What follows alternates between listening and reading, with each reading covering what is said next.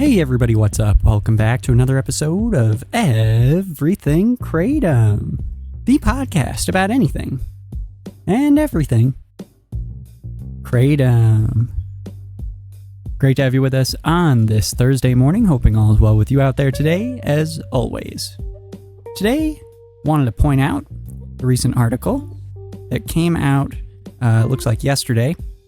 It says, Kratom, weighing the benefits and risks. The plant raises questions about the legality of the natural opioid-like powder. And this is on a website called verywellhealth.com. So I wanted to point this out, not to talk through it all, because it's kind of like, your typical Kratom article. Some real stuff in there, some not so real stuff in there. Make up your own mind. Mentions the FDA a few times, how they don't approve it, etc., etc. Something that I wanted to bring up. Well, two things.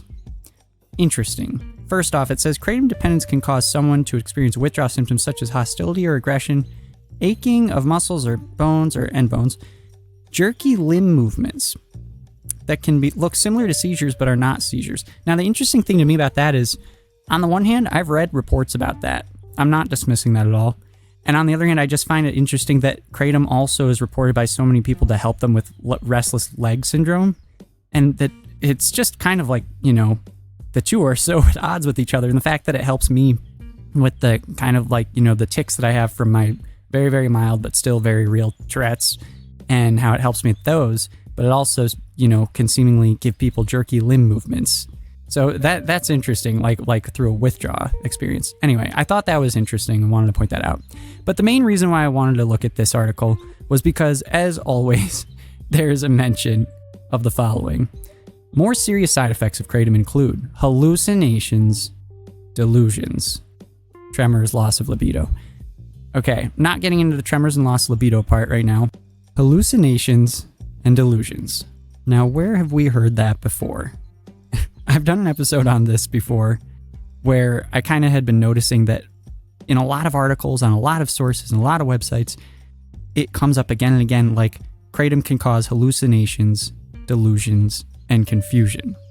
And I remember reading that so many times and being like, those are very specific words to have next to each other in multiple articles, or in multiple sources. Always, it turns up again, hallucinations and delusions, or hallucinations and confusion, or delusion and confusion. There's always like a combination of two of those, sometimes all three. If you get all three, you win. But basically, you can usually find two of them next to each other, and they're specific enough words to have delusions.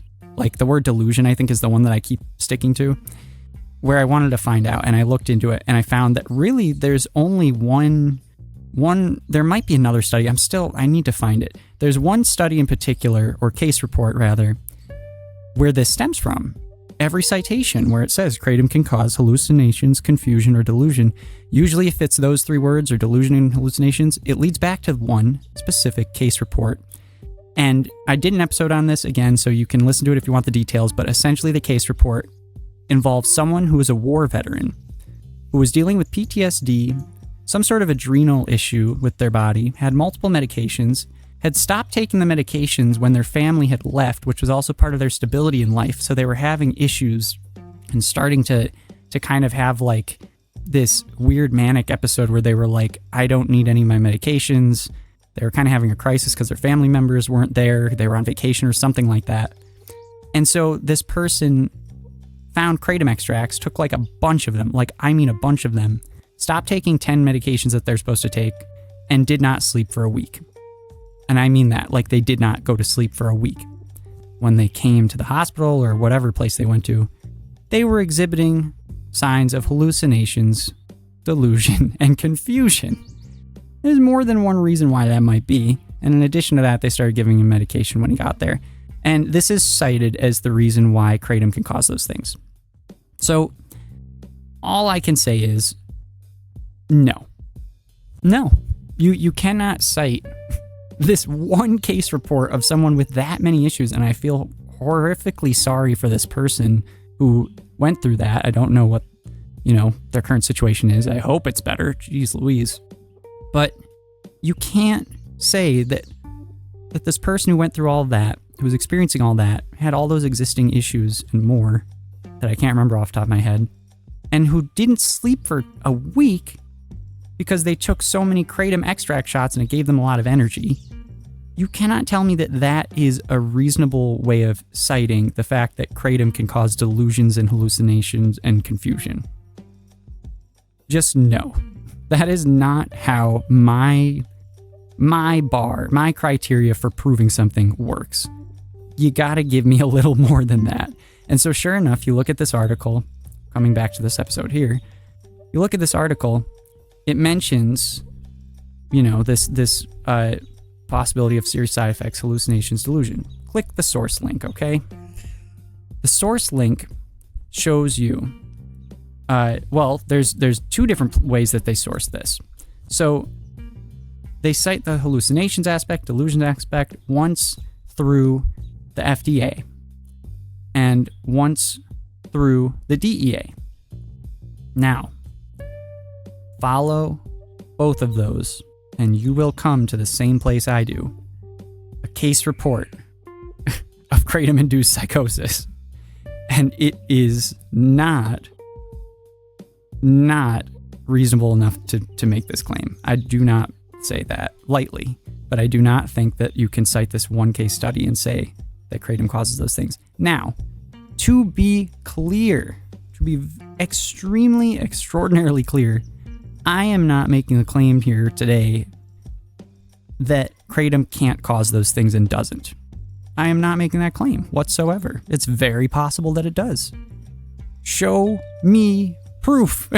Show me proof, please. Show me some science. If someone sends me something that shows that this is actually a thing, I will totally, accept that as truth. But I don't think this study is worth the citation over and over and over again without some sort of reasonable explanation as to why all those other factors don't play into it or don't matter. So anyway, all this in saying, not to be a repeat episode. Sorry if you can hear my chickens and roosters right now. I'm outside, as always. But not to do a repeat episode, but just as to show it's still happening. They continue to cite these articles all over the place. They continue to cite these articles or these web pages, FDA, DEA, and it always leads back. You look at that specific claim, it always leads back to this case study, this case report rather. So it goes on, and find me something else that shows this. Again, I'm not discrediting the claim. I'm just saying that's not good enough to prove it to me. So there you have it, crystal clear. Not saying something is impossible. I'm just saying that person had a lot more going on. Okay, everyone, let's leave it there. We'll be back tomorrow to round out the week. Hoping you're all well. Talk to you then. Bye-bye.